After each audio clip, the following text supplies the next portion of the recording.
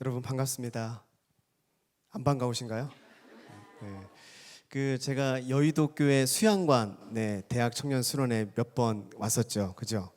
네, 저를 아시는 분 계신가요? 네, 별로 없군요. 네, 많이 바뀌었나 봐요. 네, 이렇게 분위기가 엄숙하죠. 네, 여러분 편안하게 예배 드리시면 좋겠습니다.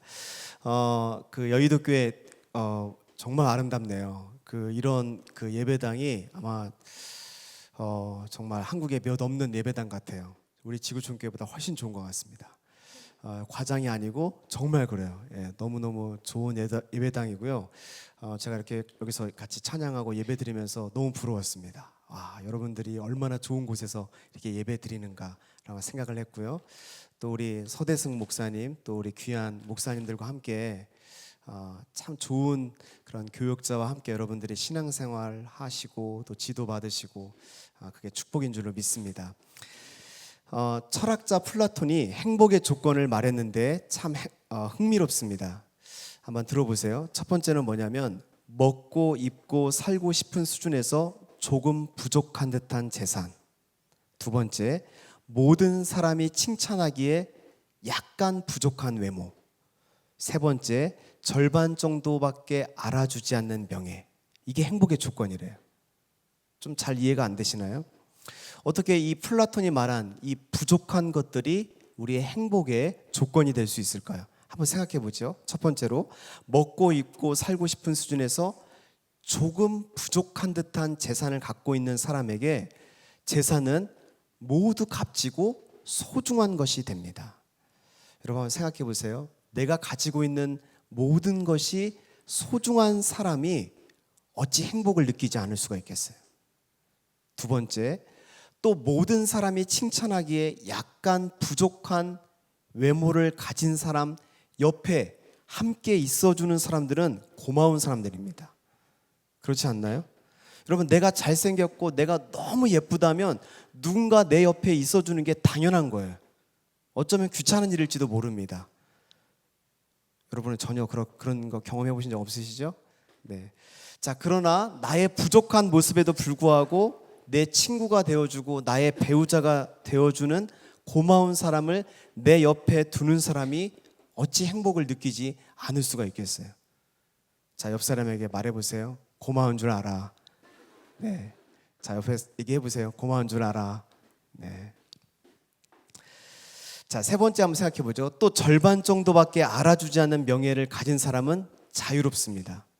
여러분, 대한민국이 다 아는 유명한 사람은 어디를 가나 긴장 속에 살아야 되고 이미지 관리를 해야 됩니다. 마트도 마음대로 못 가요. 쓰레기 버리러 갈 때도 갇혀 있고 가야 됩니다. 여러분, 이것만큼 피곤하고 불편한 것이 있을까요?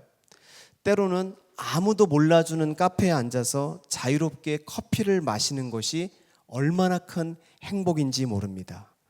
저와 여러분은 어디를 가도 자유롭죠? 누구 하나 아는 척 해주는 사람 없습니다.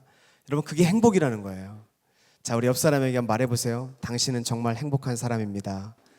네. 제가 이런 이야기를 들은 적이 있습니다. 남자가 살다가 너무 힘이 들 때면 지갑에 있는 자기 와이프 사진을 꺼내본다고 합니다. 내가 이 사람과도 살고 있는데 세상에 못할 일이 뭐가 있겠나, 이런 생각을 하면서 위안을 얻고 마음을 다잡는답니다. 저도 가끔씩 아내의 사진을, 카톡 사진을 보고 있습니다.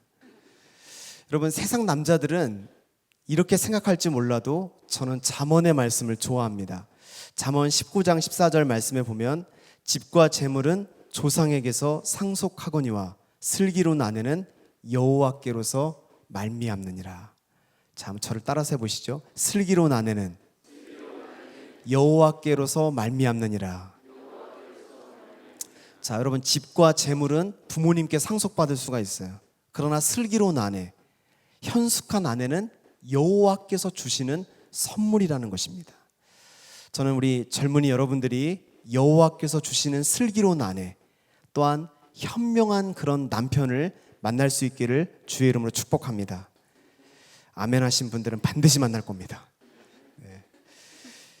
여러분, 우리 인생에서 좋은 아내, 좋은 남편을 만나는 것이 축복이라면 하나님께서 우리에게 주신 가장 소중한 이 복음을 만나고 복음을 깨달을 수 있다면 이것이 얼마나 큰 축복일까요?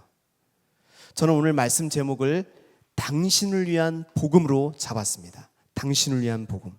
제가 설교 제목을 이렇게 정한 이유는 복음 안에는 놀라운 축복이 담겨 있기 때문에 그렇습니다. 여러분, 복음 안에는 우리가 구원받고 우리의 신앙생활에 필요한 모든 것이 이 복음 속에 담겨 있습니다. 복음은 초신자에게만 필요한 게 아닙니다. 복음은 불신자에게만 필요한 게 아닙니다. 그래서 바울은 로마 교인들에게 이미 신앙생활에 본이 되어서 그들의 믿음이 로마 온 전역에 전파되고 있는 그 로마 교인들에게 기독교의 가장 핵심 교리인 이 로마서를 쓰고 있습니다. 자, 오늘 여러분 본문에 보시면 사도 바울이 등장합니다. 바울에게는 많은 약점이 있었다고 합니다. 일단 바울은 키가 작았습니다. 저처럼 키가 크지 않았고 작았고 또 대머리였다고 합니다. 바울은 육체에 가시가 있었대요. 성경학자들은 바울의 눈이 굉장히 안 좋았을 것이다. 그리고 간질이 있었을 것이다. 이렇게 설교하다가 쓰러지는 거예요. 여러분, 당시 간질은 귀신이 들락날락 거리는 것을 간질이라고 생각했습니다. 이걸 육체적인 질병을 생각하지 않았어요. 여러분, 바울이 설교하는데 쓰러져요. 귀신이 들어갔다 나왔다고 생각해요.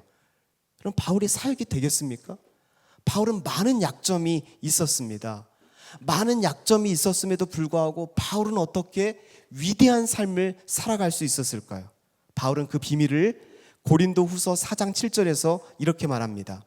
우리가 이 보배를 질그릇에 가졌으니 이는 심히 큰 능력은 하나님께 있고 우리에게 있지 아니함을 알게 하려 함이라. 자, 바울이 자기 자신을 생각할 때 자기 자신을 질그릇처럼 깨지기 쉬운, 연약함이 많은, 부족함이 많은 사람이라고 생각했습니다. 그런데 질그릇 안에 계시는 예수님이 바울을 보배로운 존재로 만들어 주셨다는 것입니다. 여러분, 로마서는 바울이 기록했습니다.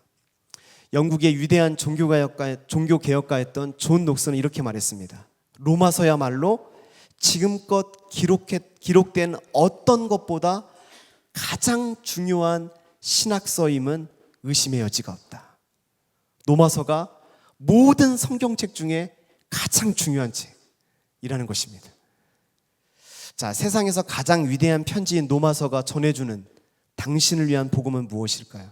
첫 번째로 나의 존재 가치가 어떻게 결정되는지를 말해줍니다. 자, 한번 따라서 해보죠. 나의 존재 가치가 어떻게 결정되는지 말해줍니다.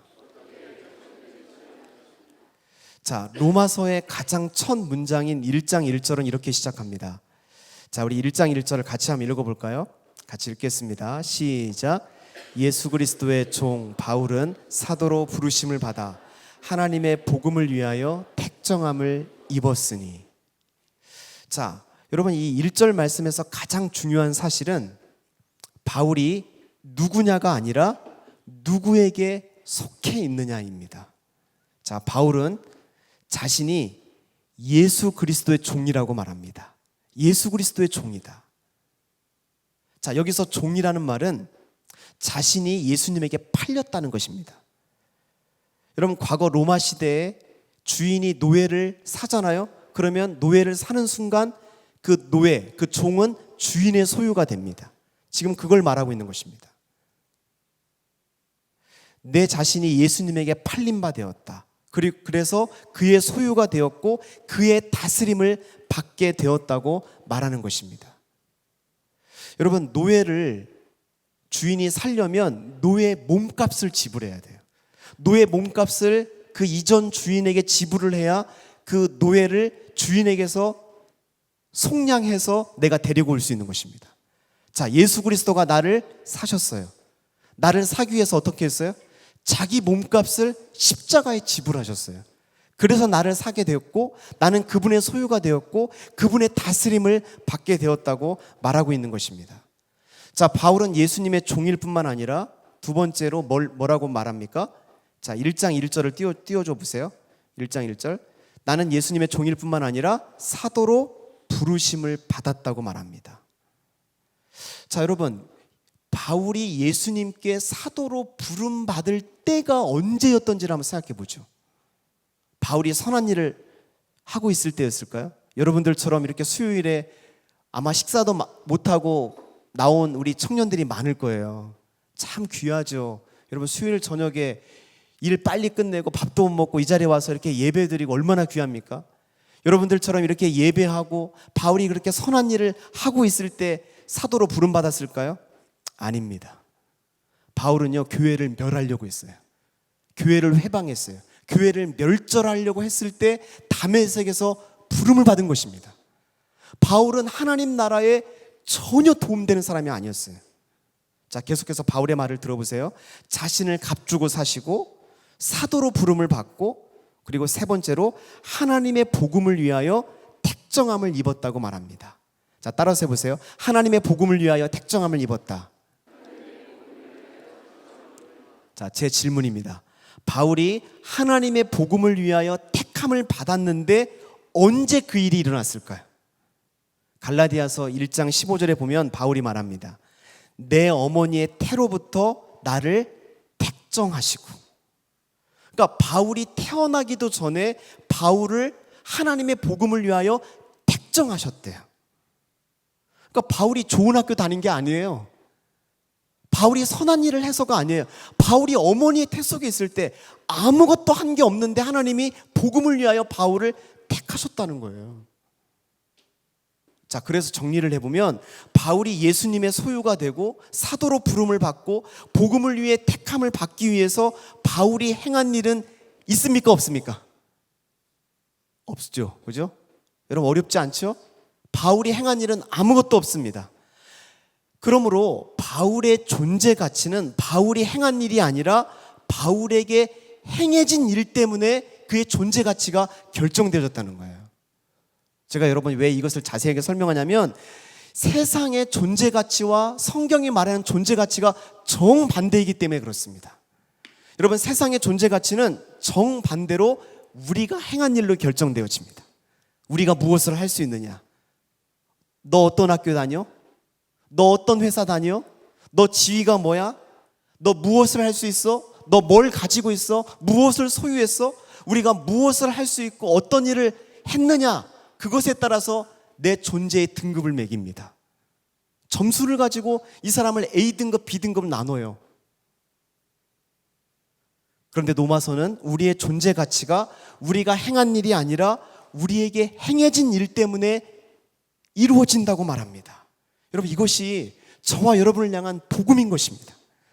여러분 우리가 하나님의 아들 예수 그리스도를 믿는 그 순간에 하나님은 죄인된 우리를 의롭다고 인정해 주십니다. 우리가 예수님을 믿는 그 순간에 하나님께서는 사랑하는 아들 독생자 예수 그리스도를 바라보는 것처럼 우리를 그렇게 바라보십니다. 이는 내 사랑하는 아들이요 내 기뻐하는 자로다. 여러분 우리가 이 말씀의 근거에서 내 자존감을 세워야 돼요. 여러분 세상의 가치를 따라서 내 자존감을 세우면 우리는 늘 열등감에 시달릴 수밖에 없어요. 행복하지 않습니다. 여러분 어느 사다리까지 올라가 여러분 만족하시겠어요? 얼마만큼 소유하고 얼마만큼 가져야 우리가 세상의 인정을 받을 수 있을까요? 끝이 없습니다. 세상의 가치는 우리를 결코 행복하게 해주지 않습니다. 여러분 하나님은요 우리가 행한 일 때문에 우리를 평가하지 않습니다. 내 스펙 가지고 내가 어느 정도 성취했느냐 이걸 가지고 나를 평가하는 게 아닙니다. 하나님은 내가 행한 일이 아니라 예수 그리스도께서 날 위하여 행하신 그 일 때문에 우리를 사랑하는 아들로 하나님의 완전한 인정을 받는 딸로 우리를 받아주시는 것입니다. 여러분 우리가 왜 그 대법원에서 헌법재판소에서 최종 판결이 나면 모든 게 끝나죠. 여러분 우리가 예수 그리스도를 딱 믿는 그 순간에 대법원에서 하나님이 나에 대한 최종적인 평가를 이미 내려주신 거예요. 우리가 아무것도 행한 게 없어도 예수 그리스도가 우리를 위하여 행하신 그 일이 사실이라고 인정하고 믿고 받아들이면 우리를 예수님 때문에 하나님 앞에서 의로운 존재로 완전히 사랑받는 존재로 인정된 존재로 우리를 받아주신다는 거예요. 여러분 우리가 이 복음을 깨달으면 사람들의 평가에 목매지 않을 수 있습니다. 사람들이 나를 인정해주지 않아도 내가 가치 없는 존재가 아닌 거예요. 세상 사람들의 평가에 상관없이 나는 존귀한 사람인 것입니다. 누구 때문에요? 예수 그리스도 때문에. 예수 그리스도가 날 위하여 행하신 그 일 때문에, 이것 때문에 내가 하나님 앞에서 완전한 인정과 사랑받는 위대한 존재가 된 것입니다. 여러분 아멘이십니까? 여러분 어떤 분은요, 내가 교회 와서 봉사를 많이 해야 하나님 날 인정해 주신다고 생각해요. 여러분 다시 율법으로 돌아가는 거예요. 여러분 세상에서 성공해야 하나님이 나를 귀하게 보시는 게 아니에요. 내 모든 행동과 상관없이 하나님은 예수님 때문에 나를 받아주시는 거예요. 여러분 우리의 어떤 행동도 하나님 앞에서 우리를 서게 만들 수 없습니다. 복음이 아니면, 예수 그리스도가 아니면. 여러분 아멘이십니까? 여러분 이 복음을 깊이 있게 묵상하시길 바랍니다. 자, 옆 사람에게 말해보세요. 예수님 때문에 당신은 영광스러운 사람이 되었습니다. 자, 로마서가 전해주는 당신을 위한 복음은 뭘까요? 두 번째로 나를 위해 예수님을 보내주신 것입니다. 자, 우리가 조금 더 깊이 들어가 보죠. 복음은 누구에 대한 것일까요? 자, 우리가 복음 그러는데 이 복음은 누구에 대한 것일까? 2절과 3절에 보면 이 복음은 그의 아들에 관한 것이라고 말합니다. 하나님의 복음은 예수님에 대한 것입니다. 그래서 종교개혁자인 칼빈은 이렇게 말합니다. 복음 전체가 그리스도 안에 포함되어 있다. 그러므로 그리스도로부터 한 발자국이라도 이동한다면 그것은 복음으로부터 물러난다는 것을 의미한다. 자, 복음의 핵심이 누구예요? 예수 그리스도라는 거예요. 그러니까 우리가 예수님을 모르고서는, 예수님이 우리를 위하여 행하신 그 일 때문에 우리의 존재 가치가 결정된다고 하는데, 예수님을 모르고서는 복음을 모르는 거예요. 자, 복음이신 예수님은 어떤 분이실까요? 자, 먼저 복음이신 예수님은 인간이 되기 이전부터 존재하신 하나님이십니다. 자, 예수님이 하늘나라에서 이 땅으로 오셨잖아요. 인간의 몸을 입고 오시기 이전부터 예수님은 하나님이셨다는 거예요. 로마서 8장 3절에 자기 아들을 죄 있는 육신의 모양으로 보내었다고 말합니다. 하나님의 아들은 인간이 되기 이전에도 하나님의 아들로 계셨습니다. 골로새서에 보면 그 안에는 신성의 모든 충만이 육체로 거하신다고 말합니다. 신성의 모든 충만이 그의 안에 거하신다. 무슨 말이에요? 예수님은 신성을 가진 하나님이시라는 거예요. 예수님은 훌륭한 인간이시기도 하지만 예수님은 하나님 같은, 하나님이십니다. 하나님. 자, 두 번째로 예수님은 신성을 가지신 하나님이시고 예수님은 완전한 인간이셨습니다. 자, 3절에 보면 육신으로는 이라는 말은 하나님의 아들이 인성을 지닌 완전한 인간이 되셨다는 것을 말합니다. 자, 예수님은 완전한 인간이 되셨기 때문에 저와 여러분의 연약함을 이해하시고 우리의 죄를 대신해서 십자가에 죽을 수가 있었던 것입니다. 자, 예수님은 신성을 가지셨고 완전한 인간이셨습니다. 자, 그리고 예수님은 능력을 입으신 하나님의 아들입니다. 자, 우리 4절을 한번 볼까요? 4절을 같이 한번 읽어보죠. 자, 같이 읽겠습니다. 시작. 성결의 영으로는 죽은 자들 가운데서 부활하사 능력으로 하나님의 아들로 선포되셨으니.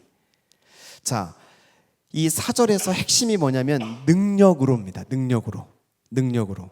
주님께서 죽음에서 부활하심으로 연약한 인간의 육신을 입은 하나님의 아들에서 능력을 지닌 하나님의 아들로 자리를 옮기셨다는 것을 말합니다.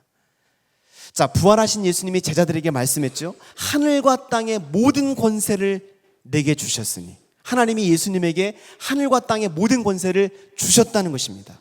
자, 죽음에서 부활하신 예수님은 하늘과 땅의 권세를 가지고 능력으로 우리를 다스리고 계십니다. 여러분, 예수님 무능한 분이 아니에요. 능력으로 우리를 다스리고 계시는 것입니다. 남편이 일찍 죽은 아내가 딸을 키웠습니다. 싱글맘이죠. 그런데 딸을 키워보니까 이 딸이 미술을 너무 잘하는 것입니다. 그래서 분식집을 하면서 딸을 미술학원에 보냈습니다. 어느 날 막 장대비가 쏟아져요. 생각해 보니까 딸이 우산을 가지고 안 가지고 학원에 간 것입니다. 마침 학원 끝날 시간이 되어서 우산을 가지고 그 학원으로 달려갔어요. 가보니까 2층에서 딸이 기다리고 있는데, 엄마를 봤는데 2층에서 안 내려오는 거예요. 한참을 서 있는데 내려오라고 해도 딸이 안 내려오는 것입니다. 문득 엄마가 자기 모습을 보니까 떡볶이를 만들다가 더럽혀진 앞치마를 입고 온 거예요. 그래서 생각했습니다. 우리 아이가 10대 사춘기다 보니까 엄마가 분식집에서 자기를 키우는 것을 보고 부끄러워서 안 내려오는구나 라고 생각한 것입니다. 한참을 거기서 서 있었대요.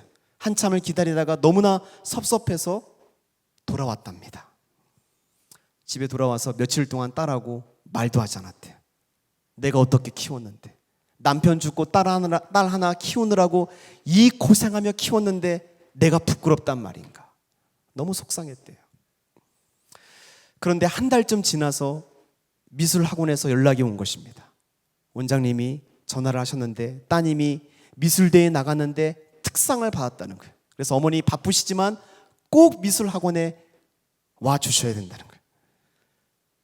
미술학원에 가서 특상을 받은 그림을 보고는 엄마가 숨이 멎는 줄 알았대요. 그림을 보니까 장대비가 쏟아지는 날 우산을 쓰고 고추장으로 얼룩진 꽃치마를 입고 있는 자기 모습을 딸이 그린 것입니다. 그림 아래에는 제목이 붙어 있습니다. 세상에서 가장 아름다운 모습, 어머니. 자기를 위해 망가지고 희생하신 어머니의 모습을 보면서 딸이 영감을 받은 거예요. 그 모습이 너무 아름다워서 그 영감을 머릿속에 담느라고 내려오지 못한 겁니다. 사랑하는 여러분, 우리는 십자가에 못 박히신 예수 그리스도를 사랑합니다. 예수님은 십자가에서 망가지고 많은 피로 얼룩지셨어요. 왜 예수님이 십자가에서 그렇게 망가지셔야 됐을까요? 저와 여러분을 사랑하시기 때문에 그런 거예요. 저와 여러분의 몸값을 지불하시려고, 우리를 구원하시고 우리에게 풍성한 생명을 주시기 위해서 십자가에서 망가지고 죽으신 것입니다. 제가 그 아이가 둘이 있습니다. 딸이 있고 아들이 있는데요, 아이들을 키우면서 하나님의 은혜를 깨달을 때가 많습니다. 저희 아이들이 지금 유치원에 다니고 있는데, 목회자들은 왜 월요일 날 쉬잖아요. 그래서 월요일 날 이렇게 쉬면 제가 아침에 아이들을 유치원에 등원도 시켜주고 하원도 시켜줍니다. 이때만이라도 아내가 좀 쉴 수 있도록 배려를 해주는 겁니다. 괜찮은 남편이죠? 아닌가요? 네. 평소에 이 사역한다고 집에 늦게 들어갈 때가 많기 때문에 월요일 날이라도 제가 최선을 다합니다. 아이들이 4시에 유치원에서 하원하면 일단 편의점에 들려서 아이들 아이스크림을 사줍니다. 그리고 아이스크림을 기분 좋게 먹고 애들 싱싱카를 타고 놀이터를 1시간 동안 누빕니다. 여러분, 싱싱카가 뭔지 아세요? 예, 거의 자전거 비슷한 건데요, 애들 그거 타고 저는 계속 뒤쫓아가면서 달려가야 됩니다. 1시간 동안 그렇게 하고 놀아요. 그렇게 놀고 나서 집에 돌아오면 밥을 먹고 간식을 먹고 블루마블 게임을 하자 그래요. 아이를 키우신 분들은 블루마블 게임을 뭔지 아실 거예요. 예, 저는 블루마블 게임 안 좋아해요, 개인적으로. 왜냐하면 이 게임 시작하면 최소한 1시간은 꼼짝없이 붙어 있어야 돼요. 근데 밥 먹고 이 게임 하면요, 너무너무 힘들어요. 그래서 제가 제일 듣기 싫어하는 말이, 아빠 블루마블 게임 한다? 그럼 제가 꼼짝 못해요. 어떻게든지 그 게임만은 피하려고 해요. 근데 그걸 해야 돼요. 그리고 저녁에 이제 아이들 블루마블 게임 끝나면 또 숨바꼭질 하자 그래요. 숨바꼭질 하고 애들 씻기고 또 제가 재웁니다. 그 사이에 제 아내는 거실에서 편안하게 안식을 취합니다. 제가 우리 아이들을 보면서 아이들이 밝고 건강하게 자라는 이유가 무엇일까 생각해 봤어요. 그게 뭘까요? 여러분, 아이들이 밝고 건강하게 자라는 이유는 부모와의 지속적인 교제 때문에 그렇습니다. 아이들은요, 자신의 필요를 스스로 채울 수 있는 힘이 없어요. 그런 능력이 아이들에게 있지 않습니다. 그런데 모든 권세를 가진 아빠와 함께만 있으면 애들의 부족함은 문제가 되지 않아요. 모든 필요는 풍족하게 채워지는 것입니다. 저는요, 애들이요, 저를 그만 좀 찾았으면 좋겠어요. 어디 좀 갔다 왔으면 좋겠어요. 그리고 둘째가 남자애인데요, 빨리 군대 갔으면 좋겠어요. 너무 피곤해요. 이 남자애라 에너지가 정말 힘들어요. 여러분, 그런데요, 저는 그렇지만 하늘과 땅의 권세를 가지신 주님은 저와 여러분과 교제하는 것을 너무너무 기뻐하십니다. 여러분, 우리가 하나님 앞에 나가 교제할 자격이 없고 아무런 공로가 없어도 우리는 예수님 때문에 하나님이 우리와 교제하는 것을 너무너무 기뻐하십니다. 여러분, 우리 아이들이 아빠와 교제하는 것을 사모하는 것처럼 여러분은 하나님과 교제하는 것을 사모하십니까? 사모하세요? 예. 여러분, 여의도 교회는 이렇게 점잖으신 것 같아요. 예, 우리 교회보다 더 이렇게 점잖으신 것 같아요. 여러분, 하늘과 땅의 권세를 가지신 주님께서 나와 함께 계십니다. 여러분, 우리가 회사에서, 학교에서, 가정에서 주님의 도움, 주님의 지혜가 필요하다고 느끼는 순간들이 얼마나 많이 있습니까? 주님의 도움과 지혜가 필요함을 느낄 때마다 때를 따라 도우시는 그 은혜의 보좌 앞에 담대히 나아가시기를 주의 이름으로 축원드립니다. 여러분, 주님은 우리를 위하여 부활하신 것입니다. 능력으로 우리를 다스리고 계십니다. 주님께서 저와 여러분을 도우실 줄로 믿습니다. 자, 우리 옆 사람에게 말해보세요. 능력의 주님을 바라보십시오. 자, 노마서가 전해주는 당신을 위한 복음은 무엇일까요? 세 번째로, 내가 감당해야 될 능력이 은혜로 주어진다는 것입니다. 우리가 감당해야 될 능력이 은혜로 주어진다는 것입니다. 자, 여러분, 바울에게 주신 은혜가 뭘까요? 바울에게 주신 은혜는 바울의 사역과 연관되어 있습니다. 자, 5절 말씀에 보실까요? 5절 말씀에 보시면 우리 한번 같이 읽어보죠. 5절 말씀 시작. 그로 말미암아 우리가 은혜와 사도의 직분을 받아. 자, 바울이, 제가 아까 설명을 드렸죠. 바울이 사도로 부름을 받은 것이 은혜라고 그랬어요. 그죠? 여러분, 사도는 12사도하고 그다음에 바울밖에 안 돼요. 요즘에 어떤 목회자가 사도라고 자기를 칭하면 그것은 성경을 모르거나 이단이가 둘 중에 하나입니다. 사도는 아무나 주어지는 칭호가 아니었어요. 근데 그 위대한 사도라는 칭호도 사도로 부름받을 수 있었던 것이 바울이 행한 일 때문이 아니라 바울의 행위와는 아무 상관없이 은혜로, 선물로 주어진 거예요. 그렇죠? 자, 그런데 바로 그 은혜의 능력으로 사역을 감당할 수 있다고 말하는 것입니다. 자, 그러므로 은혜라는 것은 단지 바울의 죄를 용서해 주는 것만이 아니라 바울이 사도로서 부르심을 감당하도록 내려주시는 능력이 은혜라는 거예요. 여러분, 우리는 보통 은혜를 죄사함 받는 것으로만 생각합니다. 죄사함 받는 것, 이것도 은혜지만 여러분, 은혜는 죄사함 받는 것만이 아닙니다. 여러분, 우리가 은혜를 죄사함 받는 것으로만 오해를 하기 때문에 신앙생활하면서 은혜를 구하지 않습니다. 구원은 은혜로 받는데 신앙생활은 내 힘으로 하는 거예요. 학교에서 공부하고 직장에 들어가서 일하는 것은 내 능력이고 내 열심이지 하나님의 은혜가 필요하다고 생각하지 않습니다. 그런데 바울은 나에게 주신 사명을 감당할 능력도, 내가 성숙하고 변화되고 예수님 닮아가는 것도 은혜로 주어진다고 고백하는 거예요. 여러분, 은혜에는 고유한 능력이 있습니다. 로마서 5장 21절에 보면요, 죄가 사망 안에서 왕노릇한 것 같이 은혜도 또한 의로 말미암아 왕노릇하며. 여러분, 이 왕노릇한다는 말을 주목해서 보세요. 은혜는 왕의 능력입니다. 은혜는 왕노릇할 뿐만 아니라 그리스도를 통해서 영생하도록 우리를 계속해서 이끌어 주신다는 거예요. 내가 구원받을 때만 내 죄를 사해 주시는 것만이 은혜가 아니라 우리가 살아가면서 우리에게 필요한 사명을 감당할 수 있도록 그 능력이 은혜로 값없이, 조건 없이 주어진다는 것입니다.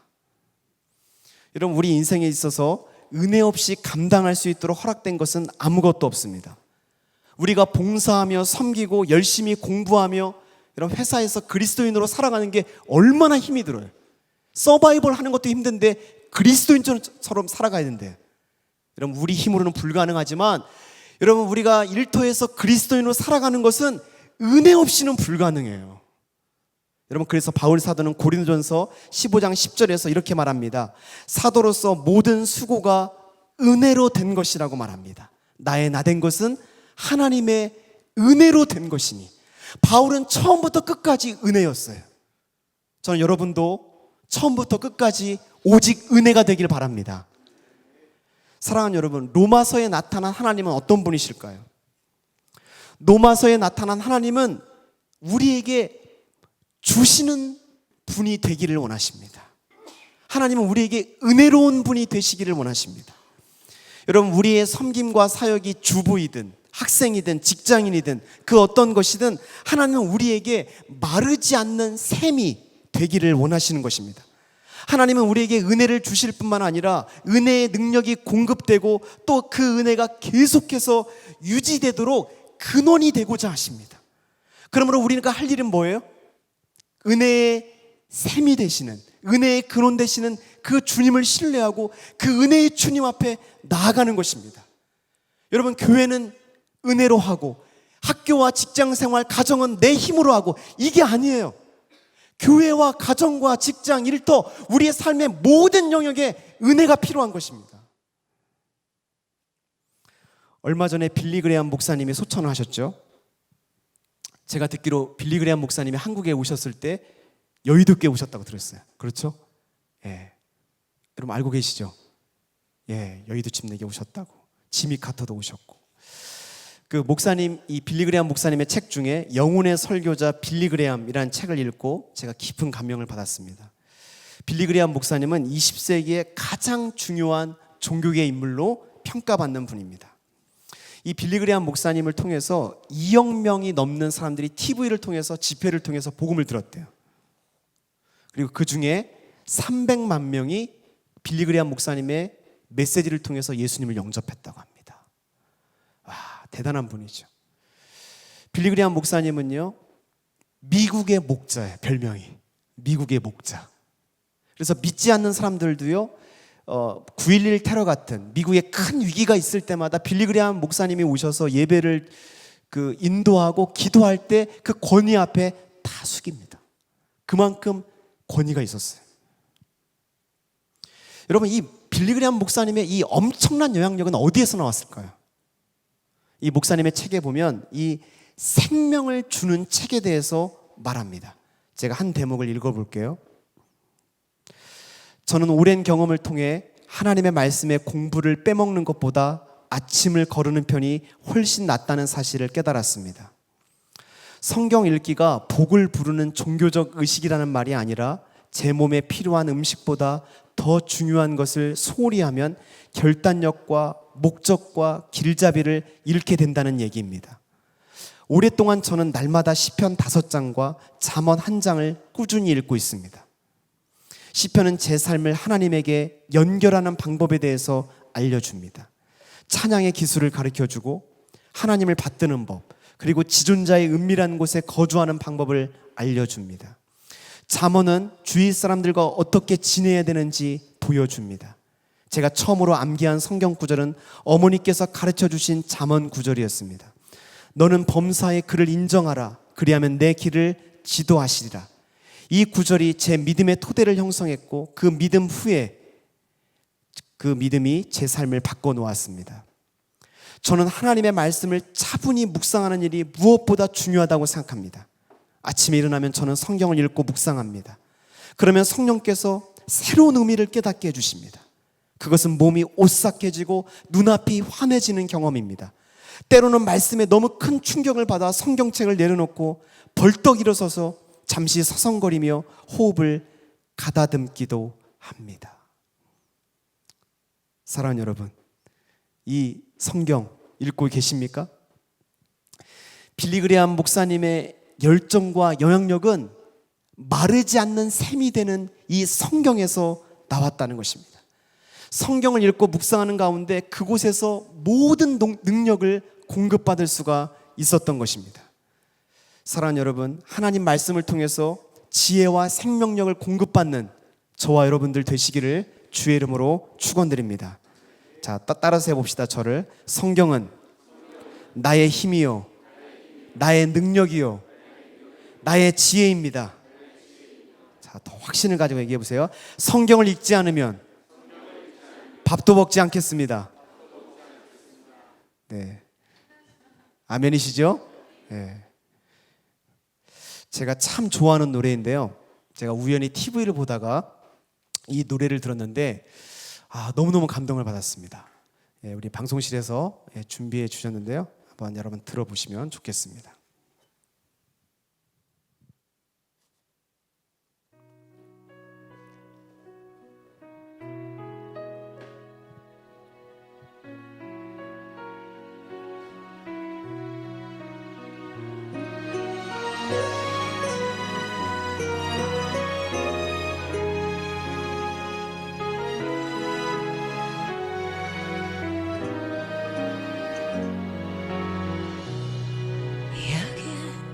바보라 불리는 한 새가 있습니다.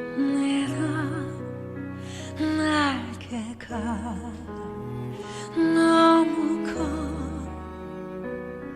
날지 못합니다. 땅에서 놀림을 당하며 바보라 불리지만 알고 있죠. 날 수 있어.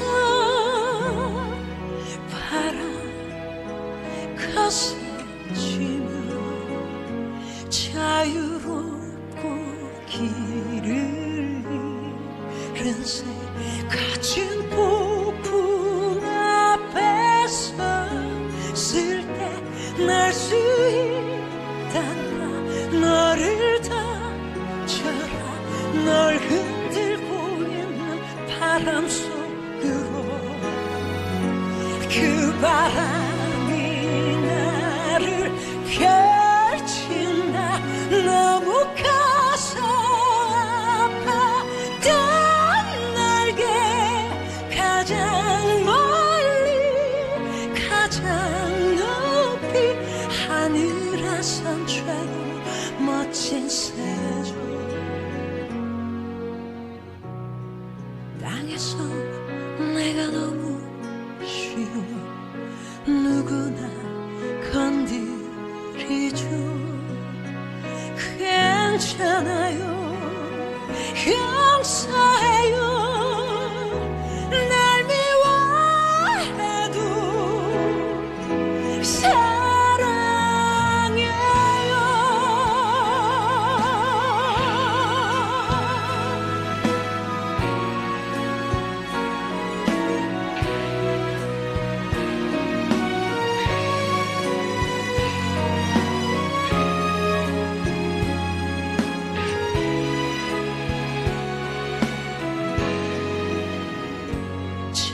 자유롭고 길을 잃은 새 가진 폭풍 앞에서 쓸 때 날 수 있단다. 너를 던져라. 널 흔들고 있는 바람 속으로. 그 바람이 나를 펼친다. 너무 커서 아파. 단 날개 가장 멀리 가장 높이 하늘아 산채로 멋진 새죠.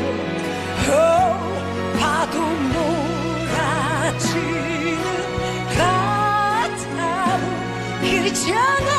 날개를 펼치고 있다. 바람아 더 불어라. 다가될수록 나는 나 뜨겁게.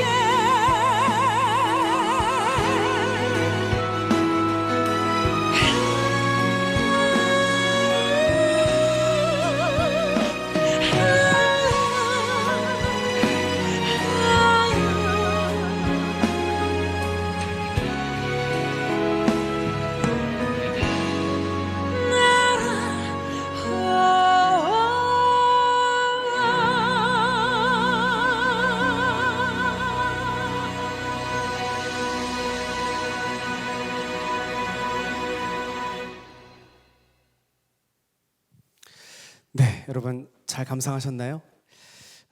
이 알바트로스란 노래인데요. 이 알바트로스는 현존하는 새 가운데 가장 큰 새라고 합니다. 실제 있는 새입니다. 몸 길이가 90cm 정도 된다고 합니다. 굉장히 큰 새죠. 날개를 쭉 펴면 한 3.5m 정도 된대요. 그러니까 어마어마하게 큰 새입니다. 지상에서 가장 큰 새. 세계적인 권위를 가지고 있는 과학 전문지인 네이처의 과학자들이 이 새에다가 위치 추적 장치를 달아서 이 알바트로스의 생태를 조사했다고 합니다. 그랬더니 이 새들이 무려 8,500km를 비상한대요. 여러분 놀라지도 않으시네요. 8,500km. 한 번 뜨면 쉬지 않고 3,200km를 간대요. 여러분 인간이 만든 어떤 비행기가 3,200km를 날아갈 수 있겠어요? 북극에서 유년기를 보내고 남극에서 성년기를 지낸대요. 그러다가 새끼를 낳을 때가 되면 다시 북극으로 날아온대요. 대단한 새죠.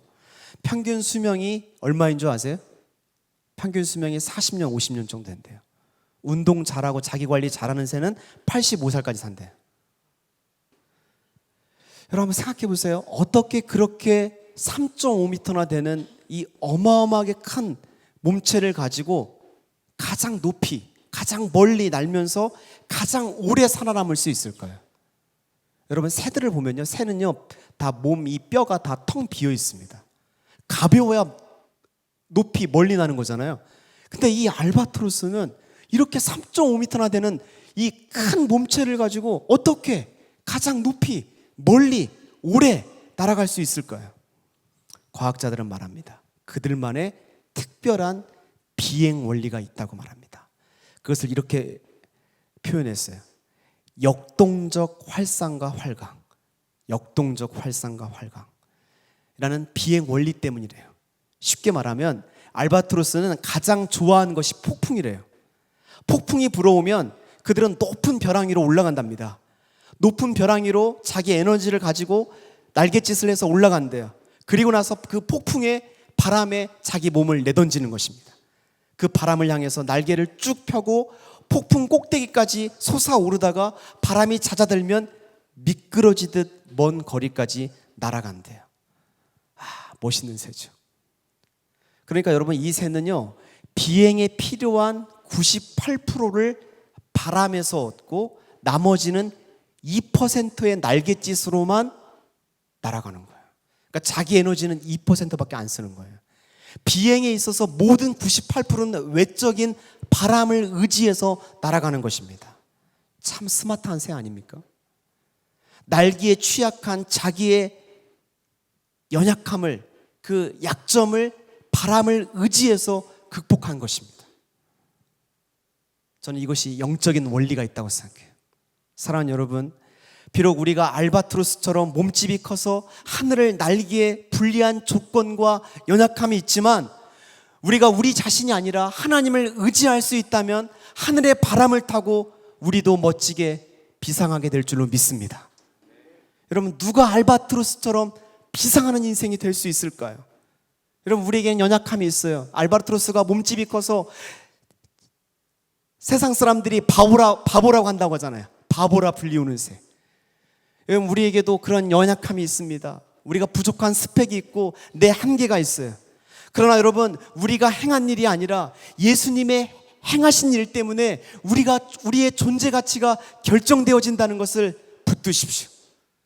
나는 할 수 없어도 주님이 함께 하시고 그분 안에 있으면 모든 것을 할 수 있다고 믿으시길 바랍니다. 내가 감당할 능력이 내 힘이 아니라 은혜로 값없이 조건 없이 선물로 공급되어진다는 것을 날마다 믿으시길 바랍니다. 여러분 우리가 이 복음을 믿고 성령을 의지하고 성령의 바람에 나를 맡길 때 그 은혜를 힘입어서 은혜의 바람을 타고 우리가 날아갈 수 있는 것입니다. 아멘이십니까? 우리 같이 기도하겠습니다.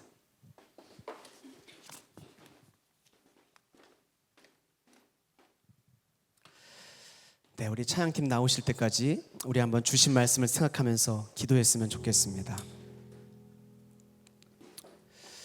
여러분, 세상은 우리의 존재 가치가 우리가 행한 일을 가지고 우리의 존재 가치를 매깁니다. 너 어느 학교 다녀? 너 어떤 회사 다녀? 너 점수가 얼마나 돼? 뭘 소유했어? 뭘 가졌어? 그런데 여러분, 하나님은요, 세상 사람들이 우리를 바라보는 것처럼 그렇게 바라보지 않으세요. 여러분, 우리가 아무리 노력해도, 아무리 성공해도 내 성공과 내 행위를 가지고 의로우신 하나님 앞에 인정받을 수 없어요. 내가 아무것도 행한 것 없어도 예수 그리스도가 십자가와 부활을 통해서 날 위하여, 날 대신해서 행한 그 일이 사실이라고 인정하고 믿을 때, 예수님 때문에 하나님이 우리를 의롭다고 인정해 주십니다. 예수님처럼 봐주십니다. 여러분, 예수님은 죄가 없으신 분이시죠? 완전한 분이시죠? 하나님의 눈에 우리를 예수님의 눈으로 봐주시는 거예요. 우리가 행한 것 없어도, 부족해도 그거 상관없어요. 하나님에게는 가장 사랑받는 아들, 하나님이 인정하시는, 세상에서 인정하는 가장 소중한 존재가 되는 거예요. 이것이 복음이 우리에게 주는 가치입니다. 이 복음을 붙들어야 돼요. 이 복음 안에 우리 자존감을 세워가야 돼요. 그래야 세상의 평판과 세상의 여론에 휘둘리지 않는 사람이 돼요. 사울이 여론에 휘둘리다 보니까 망가지는 인생이 되는 거예요. 여러분, 다윗이 하나님을 바라보니까 인생이 존귀한 인생이 되잖아요. 여러분, 우리가 그런 인생 살아야 됩니다.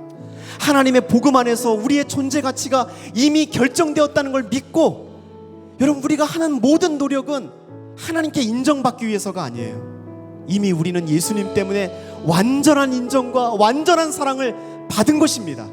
우리가 행하는 모든 것은 하나님을 기쁘시게 하기 위한 거예요. 우리에게 모든 것을 주신, 아들을 내어주신 하나님께서 아들과 함께 모든 것을 주시지 않겠느냐, 그 은혜에 감사해서 하나님께 감격해서 하나님을 기쁘시게 하고 싶은 거예요. 그 아이들이 아빠를 기쁘게 하고 싶은 것처럼 하나님께 인정받으려는 게 아니에요. 이걸 통해서 구원 얻으려는 것이 아닙니다.